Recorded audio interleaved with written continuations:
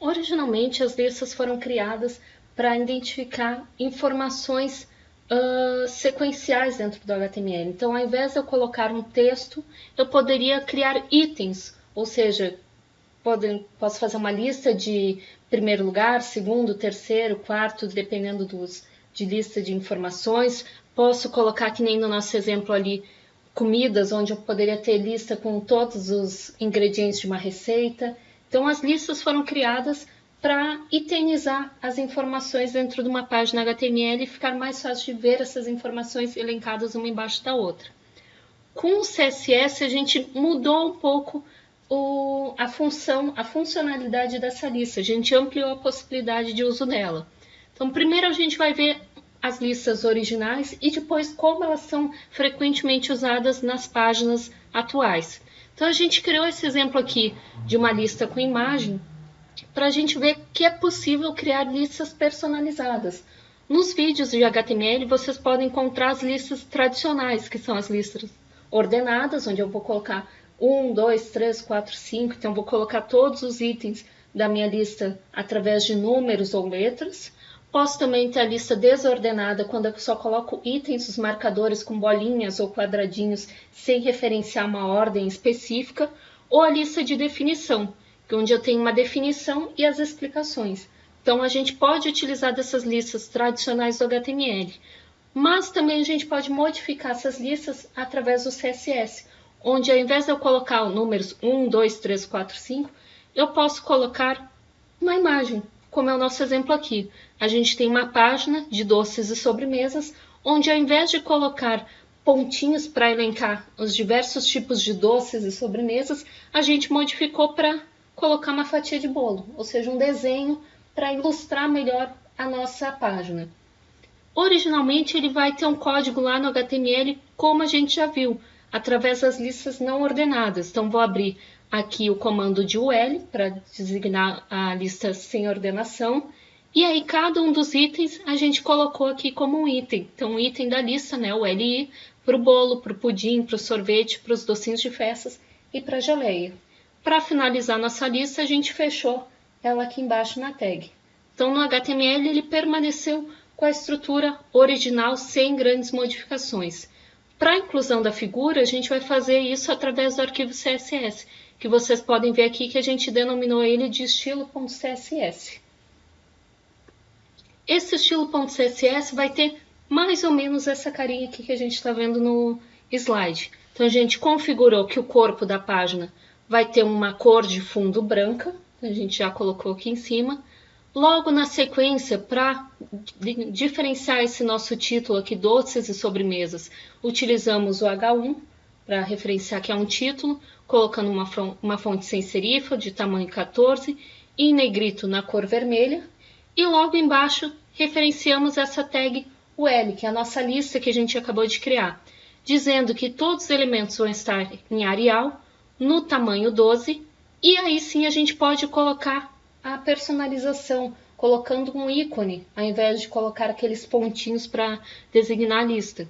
No nosso caso, a gente usou uma figura bolo.png, então a gente tem essa imagem junto com a página, no mesmo local onde foi salva a página. Carregamos através da função URL, então vamos carregar essa imagem e dizer que toda vez que eu tiver um item nessa minha lista, eu vou querer que use estilo de imagem, então vou colocar essa imagem do bolo aqui na frente. Também posso colocar uma informação se essa item vai estar dentro ou fora da minha lista, né? Se esse meu identificador, então no caso a gente colocou dentro, vocês podem ver que ele até teve um leve recuo aqui na hora de fazer a lista. E aí, cada um dos itens ficou um embaixo do outro com o nosso novo e personalizado ícone para designar os itens da nossa lista de doces e sobremesas. Podemos também fazer uma lista diferenciada, onde cada um dos nossos itens tem um ícone diferente. Então, no primeiro exemplo, a gente usou o mesmo ícone para todos os itens, mas nesse segundo exemplo, a gente já criou uma diferenciação, onde todos os itens de sobremesa ficou novamente com aquela imagem de bolo. Então, aqui no bolo, no pudim e no sorvete. As frutas ganharam um ícone de morango. E os lanches ganharam aqui, como petisco e sanduíche, ganharam uma carinha de um cheeseburger. Então, a gente colocou o ícone conforme o item que a gente quer descrever. No caso, a gente vai ter que fazer uma modificação no HTML. Então, mantivemos o L para abertura e fechamento. Cada um dos itens da lista ficou com a tag LI, mas para configurar esses LIs, a gente utilizou a classe. Porque vejam que vai ter uma repetição de padrões de formatação. Eu quero usar essa figura de fatia de bolo, no pudim e no sorvete.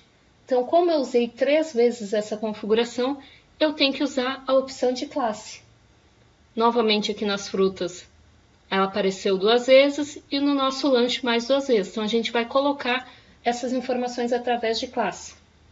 Classe doce, no caso do nosso bolo, classe fruta para a fruta aqui para o nosso morango e a classe lanche para o sanduíche que a gente colocou aqui na nossa página. No CSS, a gente vai ter que criar então essas 3 classes. A classe doce, então onde a gente vai dizer que a nossa imagem vai ser carregada, vai ser a bolo. A classe fruta, com morango, e a classe lanche com o nosso sanduíche. Notem que só as figuras foram colocadas aqui. As informações gerais do tipo de letra Arial e do tamanho 12 a gente manteve lá no L, porque essa informação é padrão para todos os nossos itens. No caso, o que foi diferente foram as imagens. Dependendo do nosso item, vai ser colocada a imagem bolo, o morango ou o sanduíche. Então, sempre que vocês puderem, coloquem o que for geral na tag mais principal, né, no item principal do CSS, e as informações específicas aí dentro de cada uma das classes que vocês forem criar. Isso vai evitar que o código de vocês fique muito longo, repetitivo e mais difícil de dar manutenção. Também a gente pode modificar os marcadores originais, onde a gente tem aqui, no caso, bolo, pudim, doces e docinhos de festa, é uma lista originalmente sem ordenação, mas que a gente resolveu dar uma certa ordenação para ela, colocando A, B, C, D e E. Então, a gente modificou colocando letras ao invés de pontos, né, de símbolos. No CSS, então, a gente pode fazer essa modificação através desse comando, do List Style Type, onde a gente escolheu que a gente quer as informações com letras, né, em alfabético, com todas elas em letras minúsculas. Então, a gente colocou letras minúsculas do alfabeto.